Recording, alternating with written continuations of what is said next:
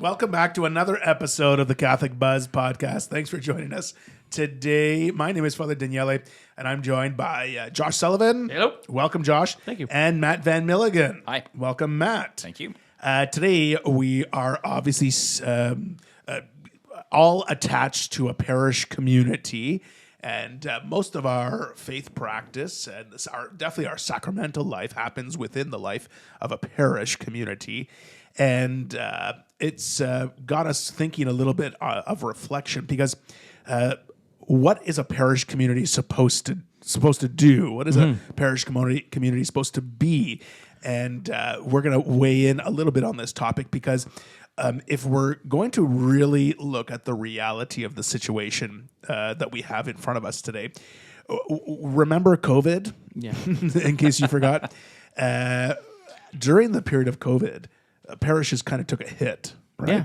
Yeah. And by take a hit, I mean you had people, the government had enforced that parishes couldn't be open.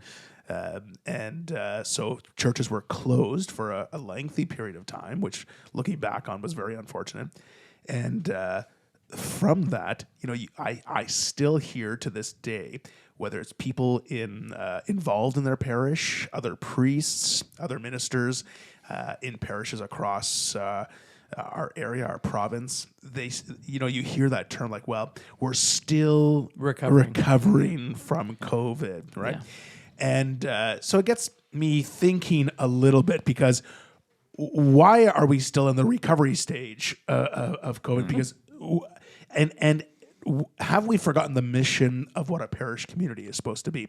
So I was talking to a friend of mine who's in ministry, and was describing a situation. He was describing a situation in his parish community, and he was likening it to sort of a social club, right? That downstairs, the hall is full of people for dinners, and upstairs, the church is empty for service, Protestant community I was talking to. And it gets me thinking, this is what's wrong, I think, with the mission of a parish, right? Sometimes I think we try to be something we're not to attract people. And I feel, and please disagree if you do, I feel like we have things in the wrong context. We have to fulfill our own mission. Like, we have to place God at the center of everything we do. Yeah. And for me, once we do that, everything else falls into place, right? Yep. And so let's look at the life of a parish. Let's look at what it's supposed to be. Let's look at maybe where are the weaknesses and the strengths, and why some people still haven't recovered from certain challenges that they've had in the past, right?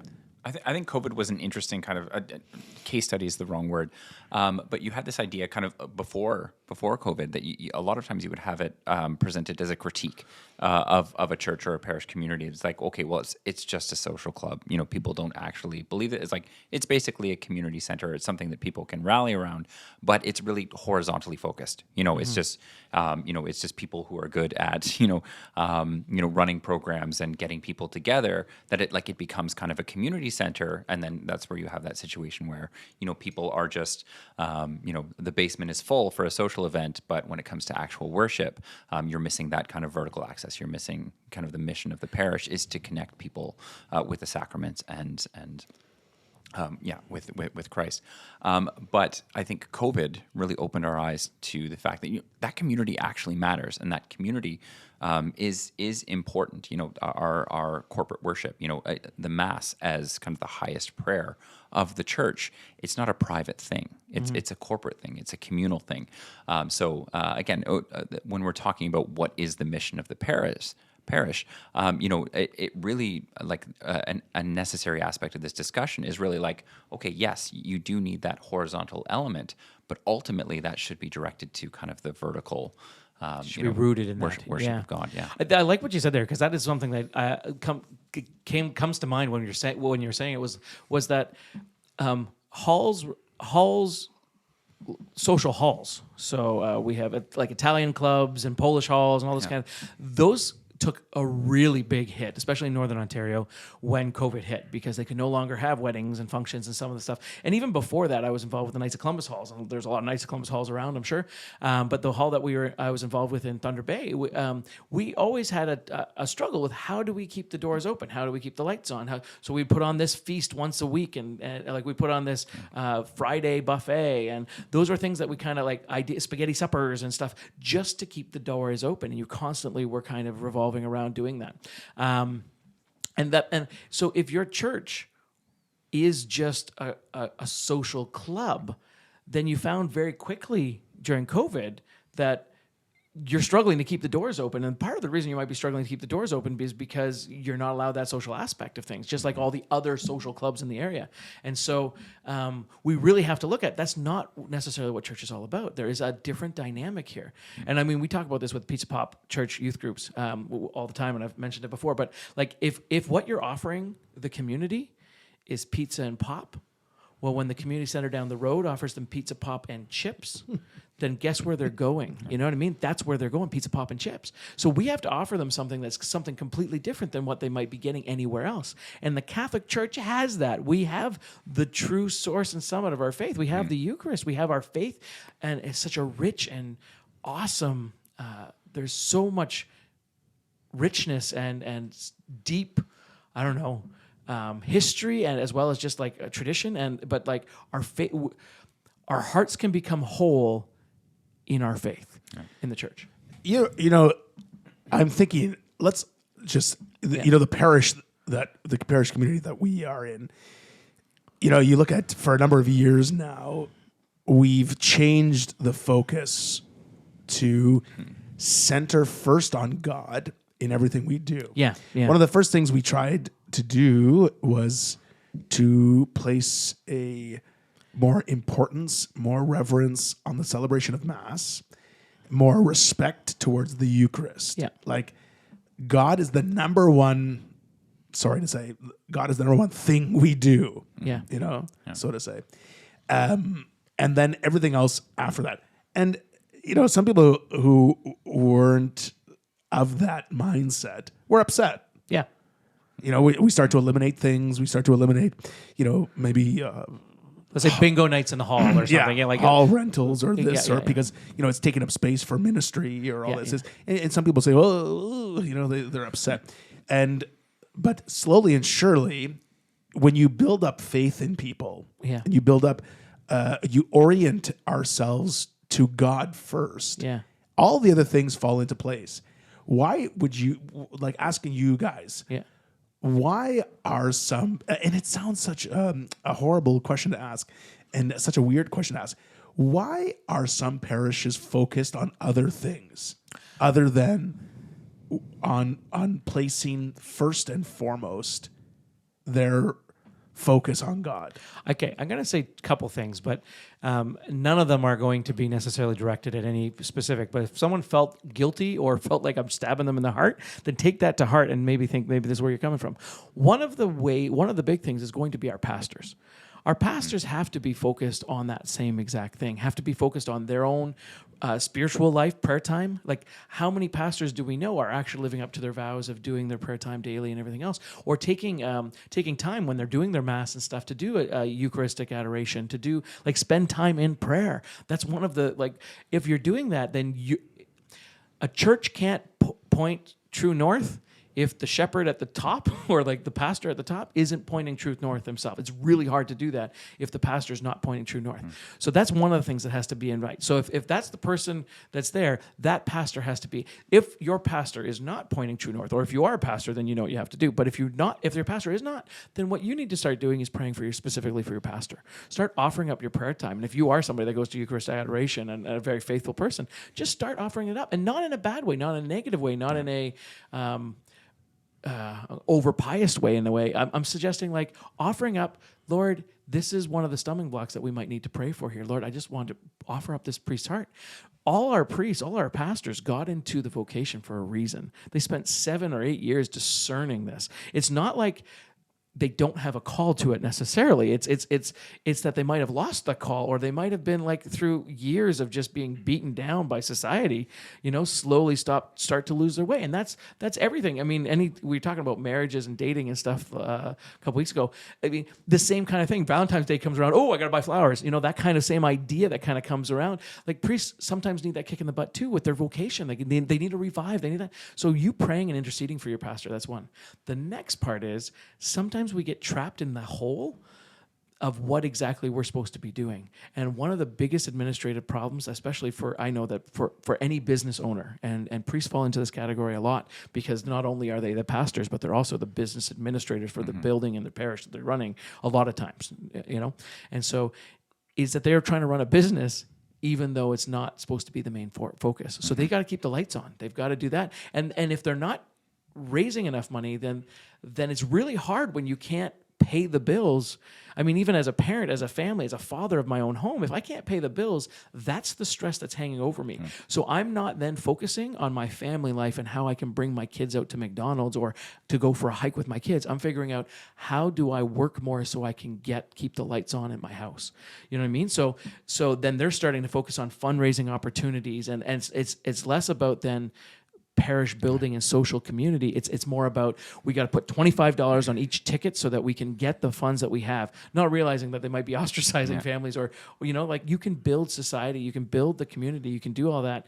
But it's really hard when you have a price tag hanging over your head, debts and everything else. Yeah, you can lose sight of the spiritual dynamic when you become so focused on the kind of practical and functional dynamic of the church. And if I'm understanding your question correctly, it's like, what things bring people to or into a church community, if not kind of the spiritual, or what? And I can speak for kind of my own background before I became Catholic. That and I certainly don't want to say that this is the case of every kind of church in this denomination. But I was really involved with Dutch Reformed churches. So it's a Protestant denomination, and there were kind of three kind of not sects, but three kind of divisions of that. But for a lot of people, the primary kind of draw to that community, for a lot of people it was the church. For a lot of people it was culture. It was ethnic identity. And just kind of as an aside, a lot of my attraction to Catholicism was the universality. Because I had difficulty with ethnocentric faith communities. I had difficulty that, church was kind of the third degree modifier, and it was primarily Dutch. And then if you pass that hurdle, then it's Reformed. So you're kind of Calvinist, and then so you've met the cultural, you've met the ethnic, and now you're allowed to belong. Adjectives, and now you're part of it. And again, I don't want to say that this was the case with some of those communities, not all. But again, that it was people went there for a sense of cultural identity. And again, there's nothing wrong with that. But if that's the primary identity of the church, again, if you're really focused on kind of this sense of belonging to a nationality, or belonging to this cultural or social group, the church aspect, the spiritual aspect, that dynamic can take a back seat. Yeah. So we've mentioned the pastors, the finances. We've things that take a sort of a back seat to our spirituality. I think oftentimes when I think of when parishes are functioning, people rely on, have you heard of these programs like Divine Renovation or Rebuilt, or all these things that people kind of reach out to those say, different books. How can we rebuild our parish community? I'm of the mindset that it's much simpler than maybe some of the things that are offered in some of these materials, right? Like when we look back at the tradition of the church, there has to be a reason. Okay, think about this. Why do people hang out at arenas on Sunday? Yeah, right. Yeah. They're invested in their team. They want something from it. They think it's going somewhere. Well, if we're not investing people's hearts into their faith, into Jesus Christ, why would they come? Yeah. Like you said, we could probably get better food somewhere else. Yeah. We could probably get better entertainment somewhere else. We could probably Certainly get better coffee. coffee somewhere else. Yeah. But when a parish's main mission is to save souls, Yeah. and if we're not working on saving souls, then what are we working for? Yeah. I think we lose a lot too. A lot of times we hear about these Catholic come home kind of scenarios, but like we lose Catholics sometimes that have that were cultural Catholics growing up, and then we lose them to them finding their faith in another denomination of Christianity, because sometimes their denomination is more exciting, or sometimes their focus is on saving souls. And so what happens is they go to these denominations, and I'm going to be one of those people that say like that kind of was one of the things. I was Catholic, I was raised in a good Catholic home and everything else, but it wasn't until I started going to a non-Catholic youth group that I really found my Catholic faith, because it challenged my faith, and I really liked what they were doing. I felt the presence of God in their worship and all that kind of stuff just during that. But then I realized, oh, we have that, but we have so much more. So it brought me back to my faith afterwards, because I went, oh, hey, this is really good. But then it brought me back to my faith to say, oh, we can do praise and worship, but we also got the Eucharist. Like we got something even more so tangible, and so, but it is a lot of times that I'm gonna say it's the pizza, pop, and chips. They had the lights, the music, the fog. They had that kind of stuff that kind of drew me in, and then eventually brought me back when I started looking for truth. Yeah. So Yeah, and I think maybe that's somewhere where, I always picture like when someone's struggling, when like think about as a family, in your family or at work or whatever, when things aren't going well or you're struggling, sometimes we get desperate, eh? Yeah. Sometimes we're like, oh, what can I do next? We just do the next thing that we think. And it's like, I feel like sometimes parishes are spinning wheels. are like, homes of desperation where we don't know what to do next. And, maybe pastors are spinning their wheels or communities are saying, how come there's no young people here? How come there's no this here? How come there's no that here? And whatever. But I think the remedy or the solution is so much more simple than our desperate acts of, like, let's turn back to the Lord. Let's focus the one thing we do in this building. Like if you were to ask, okay, like any corporation, like if you were to say, what's your mission? McDonald's, what's your mission? They would say, like, we're trying to sell food. We're trying to sell burgers. Like, we will do anything we can to sell burgers. Like, we will make them look appetizing. We will buy ads at the Super Bowl. We will do whatever. We will grow our own meat. We'll do everything to sell our product and make money for our company.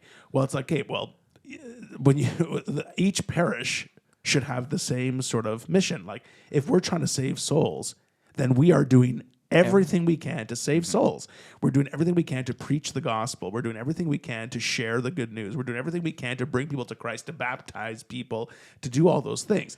That means, as a parish community, we got to be on board with that mission. Like, people have to be invested in that mission, but they're not going to be invested in the mission unless they're invested themselves first. Right? So other people in your parish community can help you bring others to be baptized, bring others to receive the other sacraments, to learn about Jesus, to do all those things, to reach out to the poor, to reach out to the sick, to comfort those who need comforting.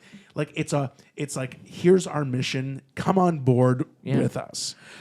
Almost like stop being so inward focused, but not, you want to be inward focused in the sense that you want to give food to those individuals for salvation, but it's not about keeping your doors open. The inward focus is how do we bring them closer to Christ, but then you should be outward focused as in now go and share. You know what I mean? If those are our goals, like come to be fed so that we can go out and again, your goal is evangelization. Your goal is going out there. So if our main goal is worship. Yeah. If our main goal is saving souls, like Sunday Mass is the place where heaven meets earth. Yes. Right? And one of the biggest criticisms you get from people who come to Sunday Mass is that it's boring, right? Yeah. Sometimes I would agree with them. But more so than boring, I would say the worst thing other than boring would be that the Sunday Mass is not presented in a respectful way. Yeah. That would be my number one criticism. And because I've been, when I travel or bring, young people on trips or whatever, we all go to different churches across everywhere. And, you attend masses where, the readings, like the microphone's not working, so you can't even hear the readings. Yeah. The music is like terrible. Like all those things contribute to worship. to an experience of worship. Yeah. The priest gives a very short homily that's not really connecting or something like readings, that. yeah. And then my worst thing that I really am disappointed every time is speeding through the Eucharistic prayer. Yeah. Like, here it is. Here's the number one thing that we believe. It's Jesus Christ present in the Eucharist, and we're going to speed through it. But by me speeding through it, what I'm doing is I'm telling everyone who's gathered here today that this is not important. Yeah. And I'm telling everyone who's giving of their time here to be here today that I'm just trying to speed through this most important part of our faith. So if the presider of the liturgy is speeding through the Eucharist, if the person proclaiming the word is not doing so right, if the person trying to engage active participation in the liturgy by providing music, if all these people don't care, then why would I care to be here? Why would I, would I come to the arena? If they're treating it as something to get through, Exactly. so everybody can go have coffee downstairs. Exactly. And so many times, and okay, I'm not, so people will criticize me for being too long. Yeah. You know what I mean? But I think when we rush through things, we're saying much more than just wanting to be done in 40 minutes. We're saying much more. We're communicating a message to someone like, why bother being here?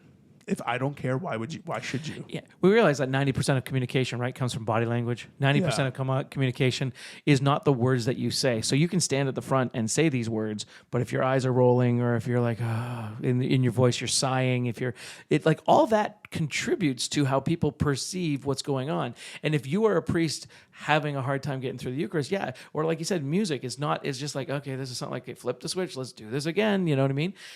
We have to realize that this is about feeding. The Mass is our food, our spiritual food that's going on right there. And if the Mass, if the spiritual food was a bland pancake, if your food, when you come to a feast, it's just a pancake that they're serving you that's like with no syrup, no butter, no nothing. Like, here's the plain thing. If that's all you're getting, you're not going to be so excited about it. But if this is like a meal, and even if you don't really understand the meal, but it starts to come alive as someone is explaining it to you, and you start to learn the process of, do you know how long it takes to make this certain kind of beef and what they like when you start to, I really like this. Okay, I'm really gonna. You start to enjoy this a little bit more. You start to understand the feast. You start to, and now this meal, now in this case a spiritual feast, really comes alive, and we're able to really understand and fully focus and participate in it. So like when I'm doing music, one of the things, it's kind of cool because I'm taking my boys and we're doing putting together a little worship team, and we're practicing. One of the things that we're practicing is actually how to worship and how to pray, and specifically it's during the Mass, so that like none of the focus should ever be on the worship team. We've talked about this in music episodes before, but that definitely. So I was like, we were actually we were practicing how to play your instruments, whether you're playing the bass, how you play the drums, how you play the your harmonies when you're singing. How do you do this so that you do not draw focus off the main thing, which is the Eucharist? So when you're singing during the during the communion time, that everyone can worship together and enter in. You know what I mean? Like if that's the focus, then you can have an amazing choir, an amazing worship team. If that's your focus as a priest from the front, your preaching and everything else will come alive with that. And if that's how you're standing there and you're lecturing, or even if you're an usher, if you're ushering and you're welcoming people at the door and you're saying, hey, but you're welcoming them to the feast because you know what's going on, like that comes through in our body language, in our everything. But I think what you're saying too is also that like that should be our focus. So if that is our focus, everything else starts to fall into place. Yeah, I've said this to our liturgy committee many times. It's like, sometimes people show up and give the church one more chance. Sometimes a struggle in their life is happening, so they come to the church.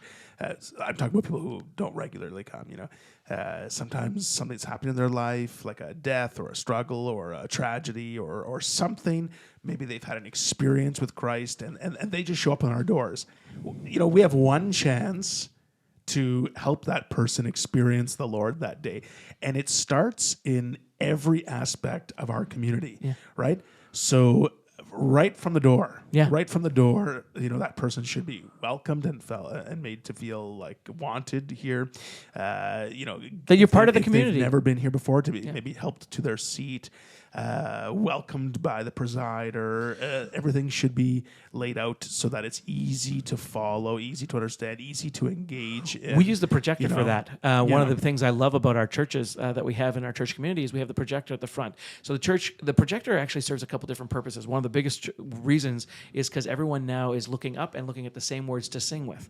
And this allows then the church community to enter into song together. But the one big thing that it also does is we can display all the responses to the Mass. Yeah. So if you're brand new coming into a Mass, we even put the Our Father up here. And I heard somebody talk about it one time, and he's like, why are you putting up the Our Father there? And then he realized, I don't need to read it. Like, I can just close my eyes and say the Our Father and just focus on the prayer. I don't need it. But for the people that are entering in and they might not know the Our Father, that's right. They have it right there. All the responses are on the board. And it means that it takes somebody to actually flip through the slides on the correct thing. And sometimes it can be distraction, especially when the technology is not working. But for the most part, it makes those people feel like they belong, feel like they're loved, feel like they're welcome, that they know what's going on here. They can feel comfortable in their seat.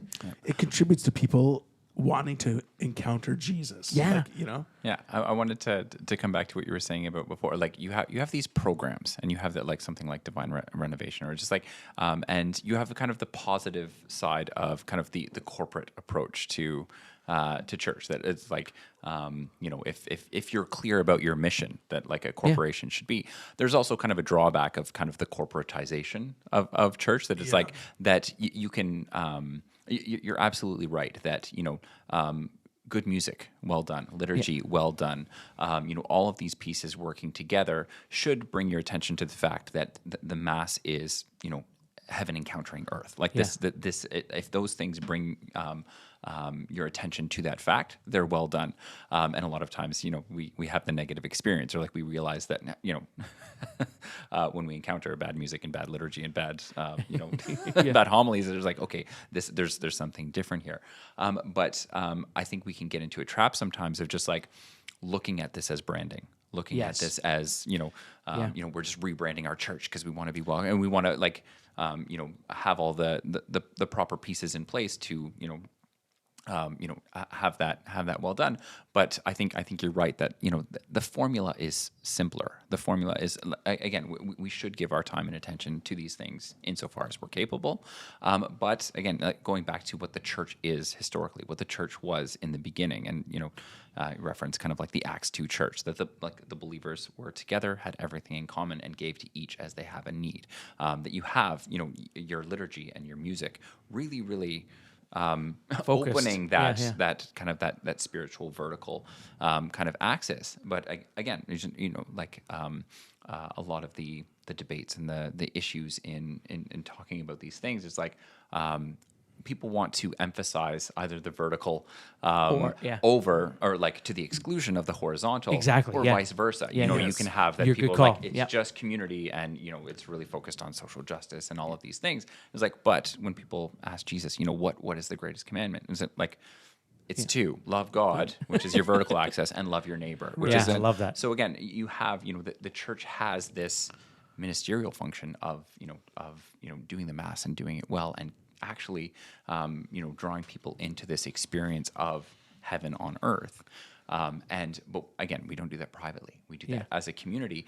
And more than that, we draw people into that community by meeting their needs, by feeding the poor, by, having evangelization programs, and, all of these other things. That's a really beautiful thing about the church community, is because it's one of the few places where you gather almost every age of person. Like you have seniors there. You have adults, young adults, teenagers, children, babies, all in the same room, coming to experience this time of worship, but then this time of community. And I love when you see like the different generations interact. So now the seniors in the parish community, they're invested in those little babies that are being baptized. The adults are, can we help with that teenage ministry or the children's ministry? Or the kids, they get to know different adults and different seniors, and so they're interacting within the community. It's really a beautiful place when done right. Worshiping together and socializing together. It's a really beautiful opportunity that we have to see like God's family come alive. Like just like you and your own family, would socialize with one another, the kids and the adults and everyone's intermingling. That happens at the parish too. I think it's a really it's a good opportunity that I think some parishes miss out on is when we strictly have like just senior things and just youth things. Yeah. It's like that's important to come together. Everyone's to come together. And I think there's a special role that seniors who have been in a parish for a long time, I think there's a special role that they play.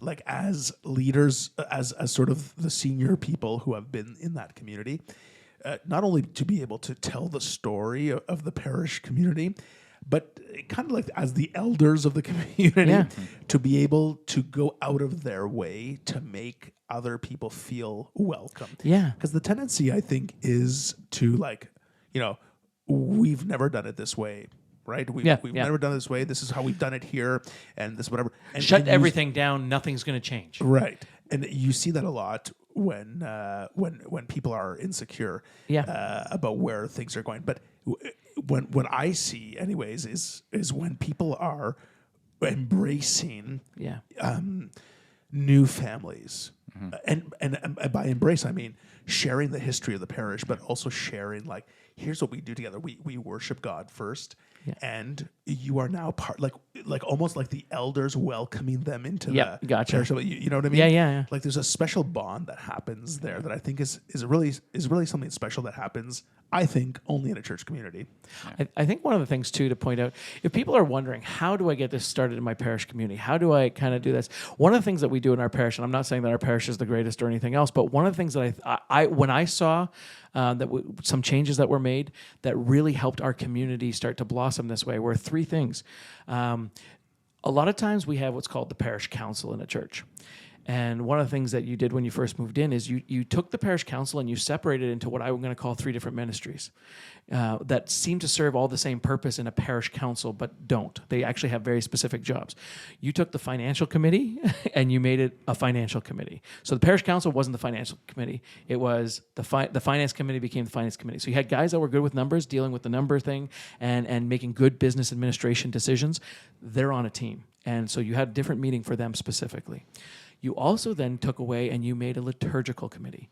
And that was so that we can focus on the up and down relationship of our community. So making sure that we're putting God first and making sure that we're being respectful in the youth and that our liturgy services, as well as everything that comes around with liturgy, is focused correctly, but also being done correctly. So that all of our choir directors are there, the people that are in charge of lectors and ushers and stuff. They're all part of this community, this meeting that we have, and we only have it every 3 months or something that we have this meeting. And then the other thing was that we then took it into a pastoral council. We don't have a parish council; we have a pastoral council, and that name change changes it so that we're focused now on pastoring the people, and that kind of takes it, and that's where we kind of get that horizontal movement. And so every liturgical committee and pastoral committee, and then the finance committee allows this all to happen, right? Is really, and so that pastoral committee though that's where we have outreaches to the poor, we have outreaches to the seniors, we have outreaches to the youth, we have outreaches to the family, we have outreaches to the school communities, we have outreaches to the sick, and then that's where we have these communities, and we have people specifically involved in each and every one of those things, so that they can, people in charge of those areas, so that they can kind of focus and they can pray about it and they can bring those ideas forward. It's not that if I'm in charge of seniors, I'm not necessarily doing everything seniors, but I've got an idea of how we can introduce more senior events into this community, or how we can encourage seniors to participate in the church. You know what I mean? And so, and again, the whole pastoral community has a say in it, but you have individuals that are in charge of each one that they can do a little bit, like, it's your job to kind of do a little more research here, or do a little bit more praying, or feel it out. And so you have very specific people. So that's one of the ways that in our parish we have the pastoral committee that kind of helps focus this as well. But again, every one of those things. So like from the pastoral committee, we had the Corpus Christi celebration come out, and it was one of the, like, how can we bring what can we do to bring a special place of the Eucharist and the Corpus Christi procession? Well, why don't we try to start a Corpus Christi? Let's try it. Oh, sure. And so there's pastoral committee that kind of gets on board. Liturgical committee kind of gets involved because that's the up and down part. And so we start, okay, we need altar servers, we need this, we need that, we need, and we all kind of get involved. But it's a way that our parish started to take that up and down, like the vertical and the horizontal movement. It just started slowly. When that was our focus, everything seemed to come into place. It's true. I think if I were to maybe share something, it would be that. That's been kind of my modus operandi, as a pastor, would be number one. Our number one focus is God. Yeah. Like everything we do in our building either points towards or flows from our worship of God. You got to invest in that. That's number one. Number two, I believe we're one big family. We're one big parish family. And so like a family, we have to spend time together.